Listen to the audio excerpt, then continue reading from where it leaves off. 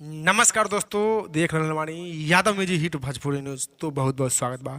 तो आप लोग के आज बतावे जा रहा है जो कि विवाह फिल्म के गाना जो कि रिकॉर्ड पर रिकॉर्ड बना रहा बा। जी हाँ भाई, तो जाने से पहले आप लोग वीडियो के फटाफट लाइक कर दी और हमनी के चैनल पर नए बानी तो नीचे का लाल बटन दबाकर चैनल के सब्सक्राइब कर ली और साथ बेल आइकन दबाना न भूलो। तो अब आप लोग के बता दी कि प्रदीप पांडे चिंटू जी के फिल्म रहे विवाह।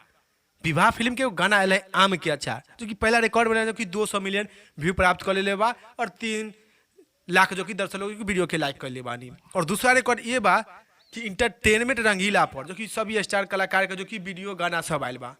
तो सबसे पॉपुलर में सबसे नंबर 1 जो कि प्रदीप पांडे चिंटू जी के वीडियो बा।